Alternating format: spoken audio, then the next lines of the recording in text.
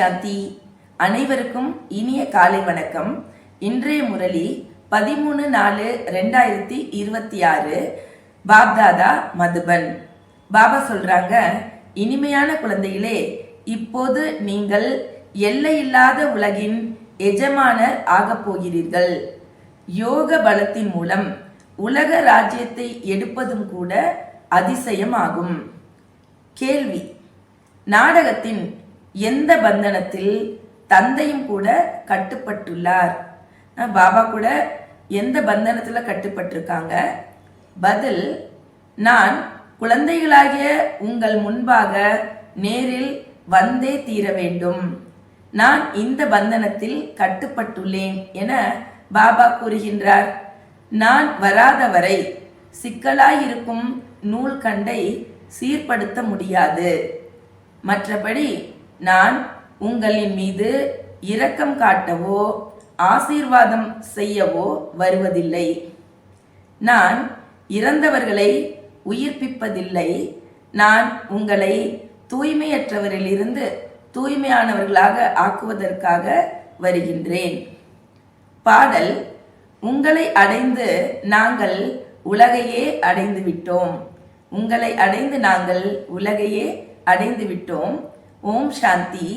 பாடலின் வார்த்தைகளை கேட்டு குழந்தைகளாகிய உங்களுக்கு ரோமம் சிலிர்த்து போக வேண்டும் இல்லையா?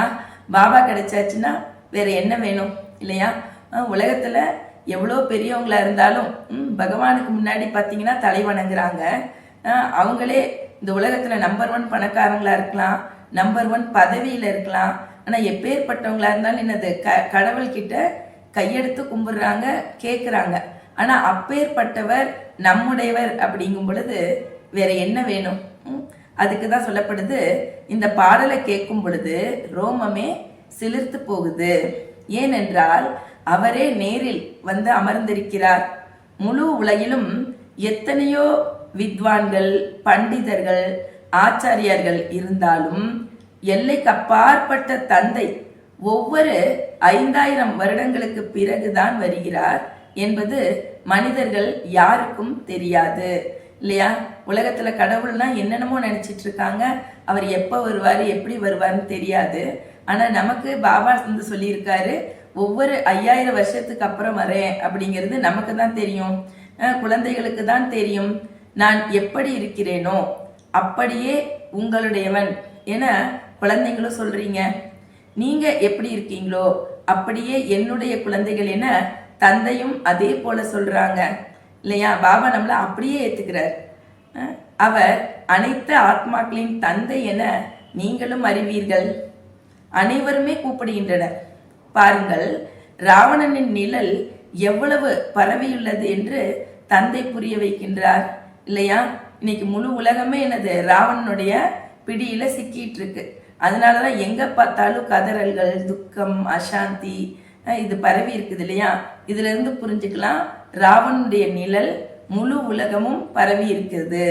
மற்றும் பாபா சொல்றாரு, யாரை நாம் பரம்பிதா பரமாத்மா என்று சொல்கிறோமோ அவரை பிறகு தந்தை என சொல்வதனால் வரும் குஷி ஏன் இருப்பதில்லை என யாரும் புரிந்து கொள்ள முடியவில்லை இல்லையா? பாபாவை அப்பான்னு சொல்றப்ப எவ்வளோ ஒரு குஷி இருக்கு இல்லையா?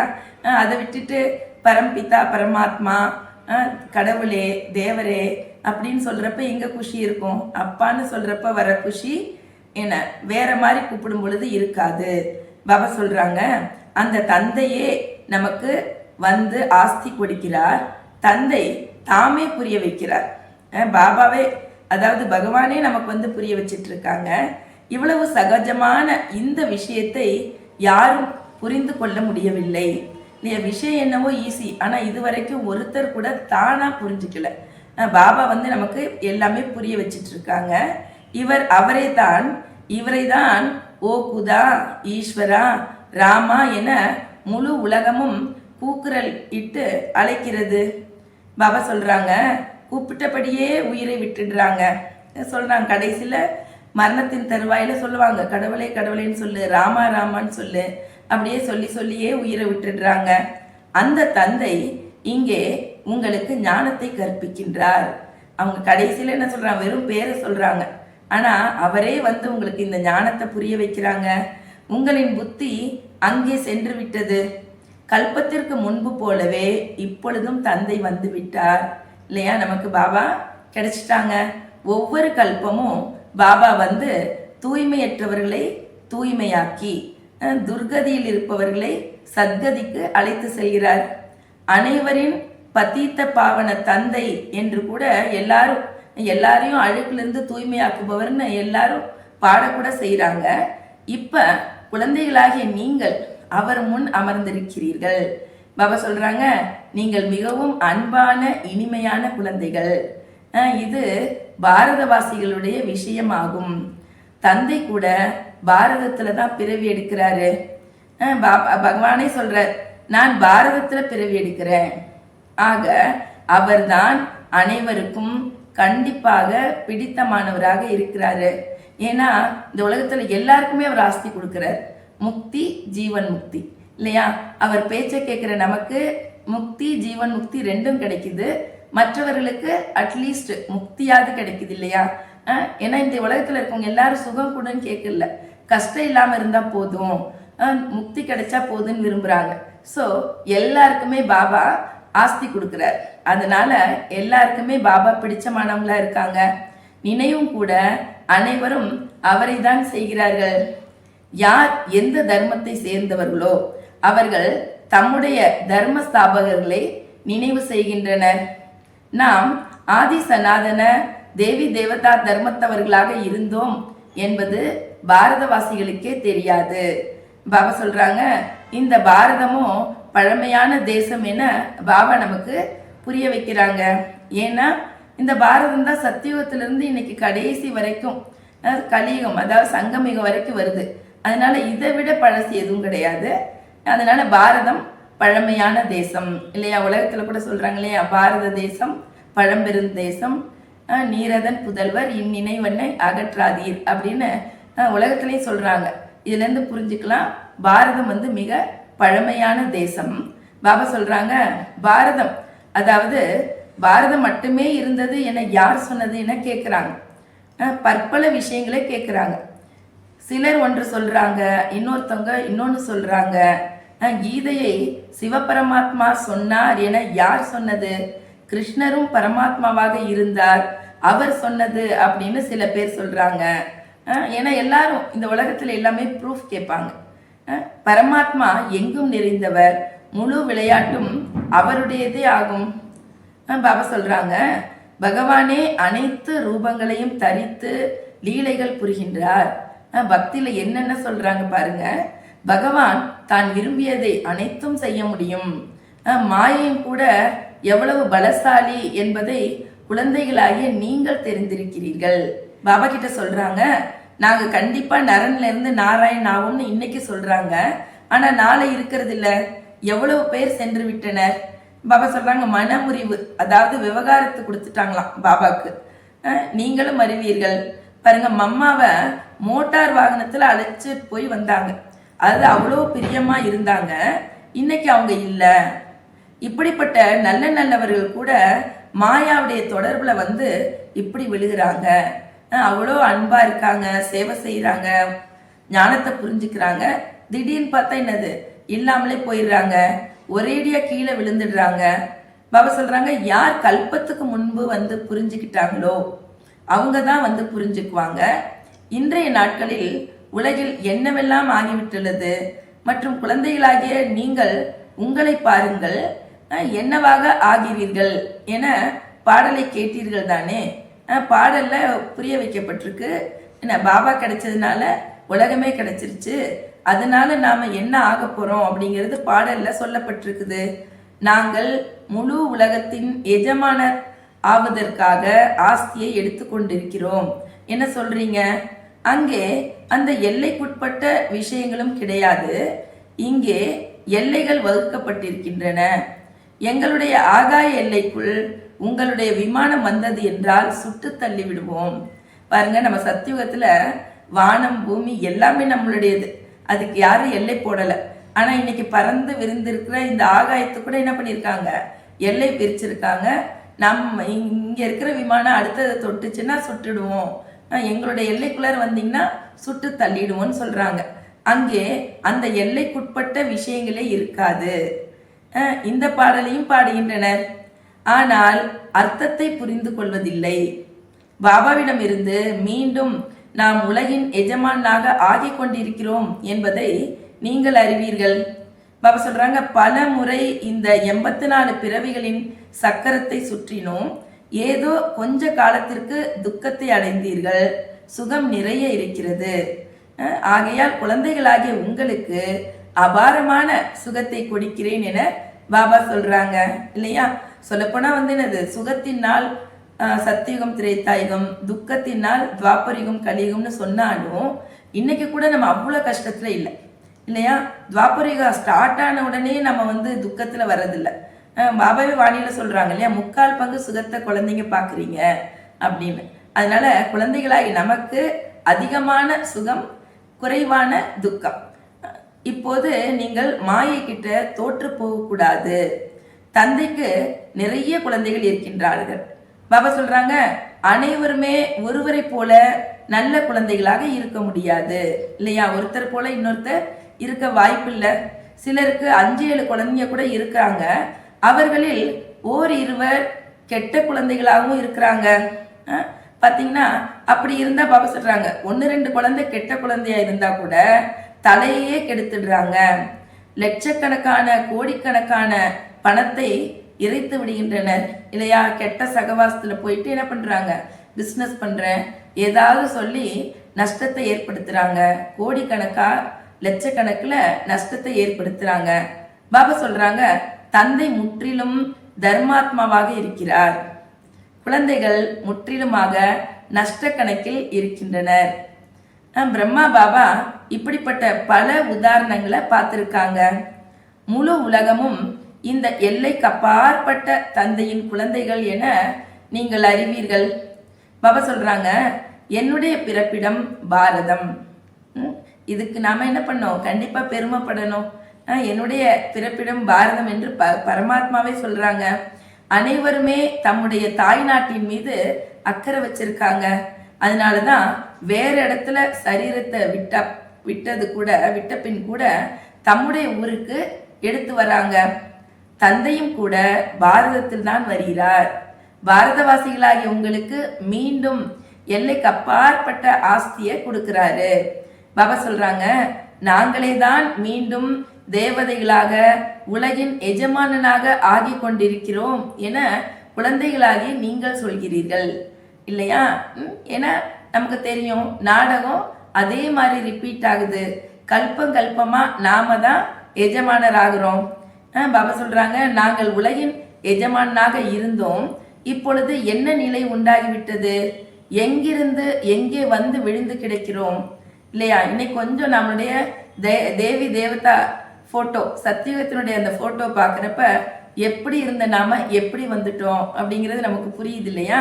பாபா சொல்றாங்க, 84 பிறவிகள் அனுபவித்து இந்த நிலை ஏற்பட்டுள்ளது. பாபா சொல்றாங்க, நாடகத்தை புரிஞ்சுக்கணும் இல்லையா. இது வெற்றி மற்றும் தோல்வியின் விளையாட்டு என சொல்லப்படுகிறது. இந்த விளையாட்டு பாரதத்தினுடையது.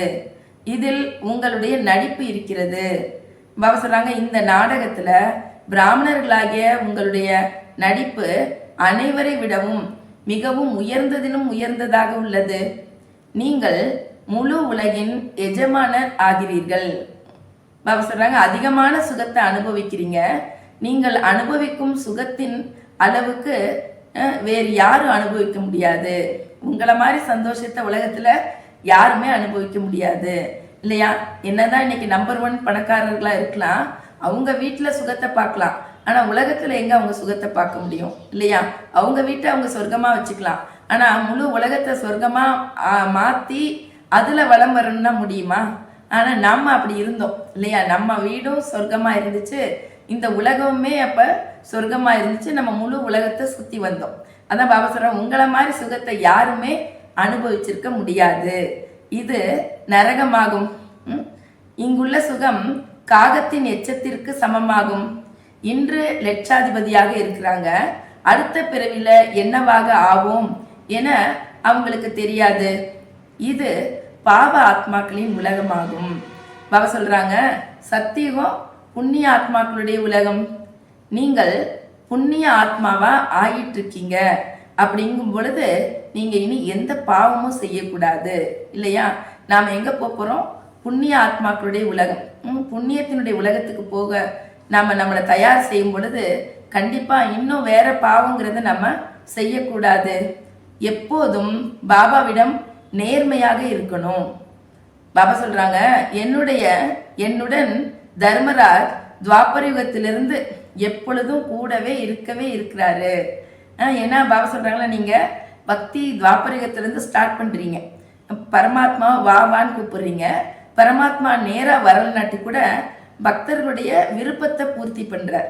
அவங்க எந்த விருப்பத்துல விரும்புறாங்களோ அந்த காட்சியை கூட பாபா தான் காட்டிக்கிறார். அதனால பாபா சொல்றாரு, துவாபர யுகத்துல இருந்து என்னுடைய பார்ட் ஸ்டார்ட் ஆகுதுன்னா என் கூடவே தர்மராஜுடைய பார்ட்டும் ஸ்டார்ட் ஆகுது. சத்தியுக திரேதா யுகங்களில் என்னுடன் தர்மராஜ் இருப்பதில்லை. ஏன்னா நீங்களும் கூப்பிடுறதில்ல, பாபாவும் நம்மளை பார்க்கறது இல்லை. நம்மளை பார்க்கலைன்னா தர்மராஜுடைய அவசியமும் இல்லை. துவாபர யுகத்திலிருந்து நீங்கள் என் பெயரால் தான் புண்ணியங்கள் செய்தபடி வந்திருக்கிறீர்கள். ஈஸ்வர அர்ப்பணம் என சொல்றீங்க இல்லையா? கீதையில் ஸ்ரீ கிருஷ்ணரின் பெயரை போட்டு விட்டதால் ஸ்ரீ கிருஷ்ணார்ப்பணம் என எழுதிவிட்டனர்.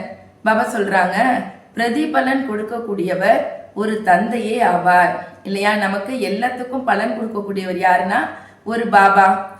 ஆகையால் ஸ்ரீ கிருஷ்ண அர்ப்பணம் அப்படின்னு சொல்றது தவறு இல்லையா? ஸ்ரீ கிருஷ்ணர் யாரு? சத்தியுகத்தினுடைய இளவரசர் இல்லையா? தேவதை, சரீரதாரி. அப்படி இருக்கும் பொழுது அவருக்கு அர்ப்பணம் செஞ்சு என்ன ஆக போகுது? அவர் எப்படி ஈஸ்வரன் ஆக முடியும்? ஈஸ்வர் அர்ப்பணம் என சொல்வது சரி. ஸ்ரீ கணேச அர்ப்பணம் என சொல்வதால் எதுவும் கிடைக்காது. எனினும் பாவனைக்காக அனைவருக்குமே ஏதாவது கொடுத்தபடி வந்துள்ளேன். துவாபரிகத்திலிருந்து நாம பாபா சொல்றாரு, யார் எந்த பாவனையோட வேண்டுறாங்களோ அந்த பாவனைக்கான பலனை நான் கொடுத்துட்டு வரேன். என்னை யாருக்குமே தெரியாது, அதுதானே கஷ்டம். தெரிஞ்சிருந்தா நேரா பாபாக்கிட்டே கேட்டிருப்பாங்க. தெரியாதனால அவங்களுக்கு யாரு தெரிஞ்சிச்சோ அவங்க அர்ப்பணம், அவங்க பேரை சொல்லி அர்ப்பணம்னு சொல்லிட்டு வந்துட்டாங்க. பாபா சொல்றாங்க, நாம் அனைத்தையுமே சிவபாபாவிற்கு சமர்ப்பணம் செய்து கொண்டிருக்கின்றோம். இது குழந்தைகளாகி உங்களுக்கு மட்டுமே தெரியும். பாபா சொல்றாங்க, நான் உங்களுக்கு 21 பிறவிக்கு ஆஸ்தியை கொடுக்கறதுக்காக வந்திருக்கிறேன். இப்ப இருக்கிறது இறங்கும் கலை. அதாவது யாருக்கு? மற்றவர்களுக்கு. ராவண ராஜ்யத்துல செய்யக்கூடிய தானம், புண்ணியம் முதலானவைகள் பாவாத்மாக்களுக்கே கொடுக்கின்றன. கலை இறங்கியபடியே போகிறது. ஏதோ கொஞ்சம் கிடைக்கவும் செய்கிறது. ஏன்னா புண்ணியம் பண்றாங்க இல்லையா? சிலருக்கு பார்த்தீங்கன்னா சாப்பாடு போடுறாங்க, வைத்திய செலவுக்கு வைத்தியம் பார்க்குறாங்க இல்லையா? அந்த ஆத்மா சந்தோஷம் அடையும் பொழுது அந்த ஆத்மாவுடைய ஆசீர்வாதம் இவங்களுக்கு புண்ணியமா கிடைக்குது. அது சொல்றாங்க, செய்யற புண்ணியத்துக்கு ஏதோ பலன் கிடைக்குது. நம்மள மாதிரி 1க்கு 100 கிடைக்கிறது இல்லை. பாபா சொல்றாங்க, ஆயினும் அல்ப காலத்திற்கே இப்போது உங்களுக்கு 21 பிறவிகளுக்கு கிடைக்கிறது. அதனை ராமராஜ்யம் என சொல்கிறோம். அங்கே ஈஸ்வரனுடைய ராஜ்யம் என சொல்வதில்லை. சத்தியுகத்தை ஈஸ்வரனுடைய ராஜ்யம்னு சொல்றதில்ல, ராமராஜ்யம்னு சொல்றோம். ராஜ்யம் தேவி தேவதைகளுடையதாகும். நான் ராஜ்யத்தை ஆளுவதில்லை என தந்தை சொல்கிறார். பாபா சொல்றாங்க, உங்களுடையதாக இருந்தது இப்பொழுது மறைந்திருக்கக்கூடிய ஆதி சனாதன தேவி தேவதா தர்மம் மீண்டும் ஸ்தாபனையாகி கொண்டிருக்கின்றது. தந்தை நன்மை செய்பவர் ஆவார். அவர் உண்மையான தந்தை என சொல்லப்படுகிறார். உங்களுக்கு தன்னுடைய மற்றும் படைப்பின் முதல் இடை கடைசியின் உண்மையான ஞானத்தை பாபா கொடுத்துட்டு இருக்காங்க. பாபா உங்களுக்கு எல்லைக்கு அப்பாற்பட்ட வரலாறு குவியலை சொல்றாங்க. ஏன்னா இப்ப நம்ம ஸ்கூல்ல கூட படிக்கிறாங்க, ஆனா எல்லாமே துவாபரிகத்துக்கு அப்புறம் நடந்ததுதான் சொல்றாங்க. ஆனா பாபா நமக்கு முழுசா 5000 வருஷத்தினுடைய விஷயத்தை நமக்கு புரிய வைக்கிறாரு. அதனால சொல்றோம், பாபா சொல்றது எல்லையற்ற வரலாறு குவியலாகும். பாபா சொல்றாங்க, எவ்வளவு அபரிமிதமான வருமானம் கிடைக்குது. நீங்கள் சக்கரவர்த்தி ராஜா ஆகுறீங்க. அவர்கள் பிறகு இந்த இம்சையின் சக்கரத்தை கொடுத்துட்டாங்க. உண்மையில் அதாவது பாபா சொல்றாங்க, நாம என்ன நமக்கு சக்கரம் காட்டியிருக்காங்கன்னு என்ன அர்த்தம்? சுயதர்சன சக்கரம் சுற்றும் பொழுது நாம சக்கரவர்த்தி ராஜா ஆகிறோம். அவங்க இம்சையினுடைய சக்கரம், அதாவது கிருஷ்ணர் கையில கொடுத்து அவர் அசுரர்களுடைய தலையை வெட்டுறாரு அப்படிங்கிற மாதிரி காட்டுறாங்க. அவர் சொல்றாங்க, உண்மையிலே இது ஞானத்தினுடைய சக்கரம். ஆனால் இந்த ஞானமோ பின்னால் மறைந்து போய்விடும். இவை உங்களுடைய முக்கியமான படங்களாகும். ஒரு புறம் திருமூர்த்தி, மறுபுறம் கல்பமரம் மற்றும் சக்கரம். சாஸ்திரத்தில் பார்த்தீங்கன்னா கல்பத்தினுடைய ஆயுள லட்சக்கணக்கான வருஷம் அப்படின்னு எழுதியிருக்காங்க. பாபா புரிய வைக்கிறார், முழு நூல் கண்டு இப்ப சிக்கி இருக்குது. ஏன்னா அவங்க ஒன்று சொல்லிட்டு போயிட்டாங்க. இப்ப பாபா மீண்டும் அதை தெளிவுபடுத்துறதுக்கு அதான் சொல்ற தெளிவுபடுத்துறாரு. அதுதான் முழுசா நூல் கண்டு சிக்கி இருக்குது. இதை தந்தையை தவிர இந்த சிக்கலை யாராலும் சரிப்படுத்த முடியாது. தந்தை தாமே நேராக வருகிறார். நாடகப்படி நான் வரவேண்டி இருக்கிறது. நான் இந்த நாடகத்தில் கட்டுப்பட்டிருக்கிறேன். நான் வரவே போவதில்லை என்பது நடக்காத விஷயம். அப்படின்னா பாபா சொல்றாங்க, கண்டிப்பா வரேன். ஏன்னா பாபா வரலன்னா இப்ப கல்பம் எப்படி ரிப்பீட் ஆகும்? பாபா வரலன்னா நரகம் எப்படி சொர்க்கமாகும்? பாபா சொல்றாங்க, மற்றபடி நான் இறந்தவங்களை உயிர்ப்பிச்சிடுவேன், நோயில் இருக்கவங்கெல்லாம் விடுவிப்பேன் அப்படின்லாம் கிடையாது. பாபா என் மீது இரக்கம் காட்டுங்கள் என பல குழந்தைங்க சொல்றாங்க. ஆனால் இங்கே இரக்கம் முதலான விஷயங்கள் கிடையாது. எங்களுக்கு நஷ்டம் ஏற்படாமல் இருக்க ஆசீர்வாதம் செய்யுங்கள் என்பதற்காக நீங்க என்னை கூப்பிடல, என்னை நஷ்டம் ஏற்படாமல் பார்த்துக்கோங்க அப்படின்னு இல்லையா? தப்பு பண்ணப்ப பாபா கூப்பிட்டோமா, பாபா பக்கத்துல வச்சு செஞ்சோமா? இப்ப நஷ்டம் மட்டும் வந்துடக்கூடாதுன்னா பாபா சொல்றாரு, நீங்க அதுக்காக என்னை கூப்பிடல. ஓ பதீத்த பாவனா வாருங்கள், துக்கத்தை நீக்கி சுகத்தை கொடுங்கள் என்று தானே அழைச்சிங்க. சரீரத்தின் துக்கத்தை நீக்கக்கூடிய மருத்துவர்கள் அநேகர் இருக்கின்றனர். இதுக்காக நான் வந்திருக்கேன் அப்படின்னு சொல்றார் பாபா. புதிய உலகமாகிய சொர்க்கத்திற்கு என்னை எஜமானனாக்குங்கள் அல்லது அமைதி கொடுங்கள் என நீங்கள் சொல்கிறீர்கள். எங்களை நோயிலிருந்து குணப்படுத்துங்கன்னு சொல்லல. எப்போதும் அமைதி அல்லது முக்தியில் இருக்கும் நிலை கிடைப்பது என்பது முடியாது. அதாவது பிறவா நிலை அப்படிங்கிறது வாய்ப்பே இல்லை. நடிப்பை நடிக்கவே வேண்டும். கடைசியில் வருபவர்களுக்கு எவ்வளவு அமைதி கிடைக்கிறது இல்லையா? கடைசியில் வராங்கன்னா கிட்டத்தட்ட 4500 வருஷத்துக்கு மேல அவங்க அமைதியிலே இருக்காங்க. இன்று வரை வந்தபடி இருக்கின்றனர். இவ்வளவு சமயம் அவர்கள் சாந்தி தாமத்துல இருக்கிறாங்க இல்லையா? நாடகத்தின்படி யாருக்கு நடிப்பு இருக்குமோ அவர்கள் தான் வருவார்கள். இந்த நடிப்பை மாற்ற முடியாதுன்னு பாபா புரிய வைக்கிறாங்க. சாந்தி தாமத்துல பற்பல ஆத்மாக்கள் இருக்கின்றனர். அவர்களும் கடைசியில் வருவார்கள். இந்த நாடகம் ஏற்கனவே உருவாக்கப்பட்டது. கடைசியில் உள்ளவர்கள் கடைசியில் தான் வர வேண்டும் இல்லையா? இதுல எந்த சேஞ்சும் பண்ண முடியாது. இது ஏற்கனவே நிச்சயிக்கப்பட்ட அழகாக அமைந்த நாடகம். இது மரமா கூட உருவாக்கி இருக்காங்க. உருவாக்கப்பட்டுள்ள இந்த படங்கள் எல்லாத்தையும் நீங்க புரிய வைக்கணும். இன்னும் கூட படங்கள் வெளிப்பட்டு கொண்டிருக்கிறது இல்லை? இன்னைக்கும் பார்த்தீங்கன்னா பண்றாங்க, புதுசு புதுசா இப்ப இருக்கிற ஜென்ரேஷனுக்கு ஏற்ற மாதிரி என்ன பண்றாங்க, ஞானம் என்னவோ ஒண்ணுதான், ஆனா உதாரணங்களை மட்டும் வேற வேற முறையில புரிய வைக்கிறாங்க. அதுக்காக படங்களும் என்ன பண்ணிட்டு இருக்காங்க, தயார் பண்ணிட்டு இருக்காங்க. கல்பத்திற்கு முன்பு போலதான் வெளிப்படும். 84 பிறவிகளின் விரிவான விவரங்கள் மடத்தின் அதாவது மரத்தினுடைய படத்துல இருக்குது, நாடக சக்கரத்துல இருக்கு. நமக்கு தெரியல 84 பிறவியை பத்தி நாம சொல்லும் பொழுது 3 படத்தையும் வச்சு சொல்லுவோம். நாடக சக்கரம், அப்புறம் ஏணிப்படி, கல்பமரம்.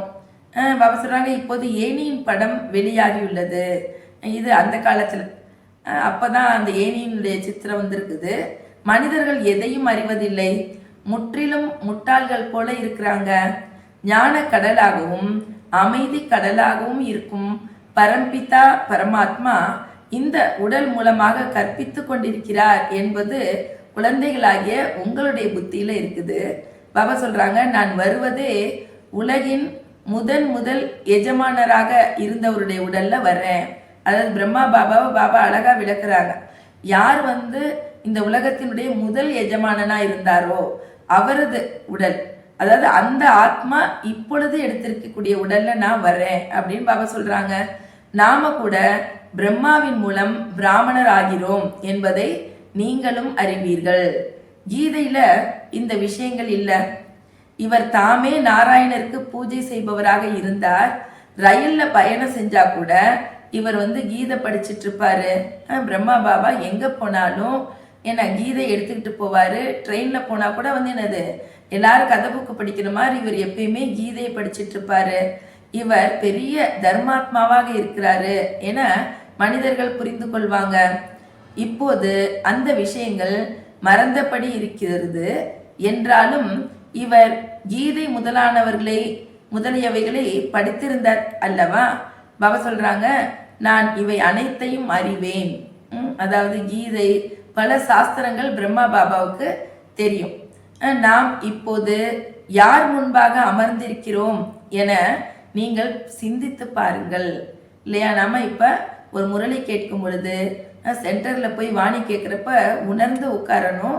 யாருக்கு முன்னாடி உட்கார்ந்துருக்கேன், யார் எனக்கு டீச்சரா இருந்து இப்ப முரளி சொல்லிட்டு இருக்காங்க அப்படிங்கிறத உணர்ந்து உட்காரணும். யாரால் உலகின் எஜமானன் ஆகிறீர்களோ பிறகு அவரையே எப்படி உங்களால மறக்க முடியுது? இல்லையா? சின்ன உதவி செஞ்சவங்களே அவ்வளோ நினைக்கிறீங்களே, உங்களை உலகத்துக்கே எஜமானன் ஆக்குறேனே, என்னை எப்படி உங்களால மறக்க முடியுதுன்னு பாபா கேட்குறாங்க. உங்களுக்கு 16 மணி நேரம் கொடுக்கிறேன். மற்ற சமயத்தில் தனது சேவையை செய்யுங்க. உங்க வேலையை 16 மணி நேரம் செஞ்சுக்கோங்க. 8 மணி நேரம் தூங்குங்க, 8 மணி நேரம் உங்க சேவை செய்யுங்க. மற்றபடி என்ன பண்ண சொல்றாரு? உலகத்துல கர்மங்கள் செஞ்சாலும் குறைஞ்சபட்சம் 8 மணி நேரம் தந்தையை நினைவு செய்யும் முயற்சி செய்யுங்கள். 16 மணி நேரம் நான் ஃப்ரீ விட்டுட்டேன், இன்னும் இருக்கிற 8 மணி நேரம் என்னை நினைவு பண்ணுங்க. இப்போது முழு நாளில் 8 மணி நேரம் நினைவு செய்ய முடியவில்லை. அந்த நிலை எப்போது ஏற்படுமோ, எந்த நிலை காரியம் செஞ்சாலும் பாபாவுடைய நினைவில் இருந்து நம்மளால காரியம் செய்ய முடியுமோ அந்த நிலை எப்பொழுது ஏற்படுமோ அப்போது இவர்கள் நிறைய சேவை செய்வார்கள் என புரிந்து கொள்ளலாம். அப்போ உங்களை நீங்களே கேளுங்க, என்னால் அதிகமாக சேவை செய்ய முடியுதா? எப்போ கை காரியம் செஞ்சாலும் மனசு பரமாத்மாவை நினைக்குது, என்னால் அந்த மாதிரி கர்ம யோகியா 8 மணி நேரம் இருக்க முடியுதுன்னா அவங்க மூலமா அதிகமான சேவை நடக்கும். பாபா சொல்றாங்க, மிகவும் முதல் தரமாக சொற்பொழிவாற்றுறாங்க, ஆனா நினைவின் தொடர்பு அறவே இல்லை. சில பேர் நல்லா ரொம்ப டேலண்டா அழகா ஸ்பீச் கொடுக்குறாங்க, ஆனா பாபா நினைவு இல்லை. யோகத்தின் யாத்திரையே முக்கியம். தலை மீது பாவ கர்மங்களுடைய சுமை நிறைய இருக்குது. அதனால பாபா சொல்றாரு, அதிகாலை எழுந்து தந்தையை நினைவு செய்யுங்க. ஆத்மா இரவில் ஆத்மாபிமானி ஆகிவிடுகிறது, அதனை உறக்கம் என சொல்கிறோம். ஆகையால் பாபா சொல்றாங்க, எவ்வளவு முடியுமோ அவ்வளவு தந்தையை நினைவு செய்யுங்கள். இல்லையா? வெறும் ஆத்மாபிமானியானா போதுமா? தூங்கிக்கிட்டே இருக்க சொல்லல. ஆனால் நம்ம என்ன பண்ணோம், தந்தையை நினைவு செய்யும் பொழுதுதான் நமக்கு பாவத்தினுடைய சுமை குறையும். இல்லையா? இப்போது தந்தை சொல்கிறார், மன்மனாபவ. இது ஏறும் கலையின் மந்திரமாகும். நல்லது. தாரணைக்கான முக்கிய சாரம்: 1. தந்தையிடம் நேர்மையாகவும் உண்மையாகவும் நடந்து கொள்ள வேண்டும். நன்மை செய்யக்கூடிய தந்தையின் குழந்தைகள் நீங்கள். ஆகையால் அனைவருக்கும் நன்மை செய்ய வேண்டும். நல்ல தகுதியான குழந்தைகள் ஆக வேண்டும். 2. கர்மங்கள் செய்தபடியே குறைந்தது 8 மணி நேரம் கண்டிப்பாக நினைவில் இருக்க வேண்டும். நினைவுதான் முக்கியம். இதன் மூலமே பாவ கர்மங்களின் சுமை இறங்கும். நினைவுதான் முக்கியம். இதன் மூலமே பாவ கர்மங்களின் சுமையை இறக்க வேண்டும். வரதானம்: வள்ளலாகி ஒவ்வொரு நொடியும் ஒவ்வொரு எண்ணமும் தானம் செய்பவராகி பரந்த உள்ளம் கொண்ட மகாதானி ஆகுக. பாபா விளக்க சொல்றாங்க, வள்ளலின் குழந்தை நீங்கள், பெறுபவர் அல்ல தருபவர். ஒவ்வொரு நொடியும் ஒவ்வொரு எண்ணத்திலும் தருபவர். அத்தகைய வள்ளல் ஆகும் பொழுதே பரந்த மனம் கொண்ட மகாதானி ஆவீர்கள். அத்தகைய மகாதானி ஆகும்போதே மகான் சக்தி பெறுவீர்கள். ஆனால் தருவதற்காக தன்னை களஞ்சியமாக நிரப்பிக்கொள்ள வேண்டும். அடைய வேண்டியதெல்லாம் அடைந்து விட்டேன், இனி தர வேண்டியதே மீதமுள்ளது, கொடுத்து கொண்டே செல்லுங்கள், மேலும் மேலும் களஞ்சியம் நிரம்பிக்கொண்டே இருக்கும். பாருங்க எவ்வளவு அழகா மகாதானியுடைய அர்த்தத்தை சொல்றார் இல்லையா? நம்ம வள்ளலோட குழந்தை ஒவ்வொரு நொடியும் கொடுக்கணும், இனி எடுக்கணுங்கிறது இருக்கக்கூடாது. இப்ப எல்லாம் எடுத்தாச்சு, கொடுக்கறது தான் மீதம் இருக்கு. அது மட்டும் இல்லாமல் என்ன பண்ணணும், நம்ம களஞ்சியத்தையும் நிரப்பிக்கணும். அதுக்கு தான் என்ன பண்ணோம், யோகத்தின் மூலமாக களஞ்சியத்தை நிரப்பிக்கணும். மற்றபடி என்னது, மற்றவர்களுக்கு கொடுத்து கொண்டே இருப்பவர்களே மகாதானி. ஸ்லோகன்: ஒவ்வொரு பாடத்திலும் முழு மதிப்பெண் பெற கம்பீரம் எனும் குணத்தை தாரணை செய்யுங்கள். ஒவ்வொரு பாடத்திலும் முழு மதிப்பெண் பெற கம்பீரம் எனும் குணத்தை தாரணை செய்யுங்கள்.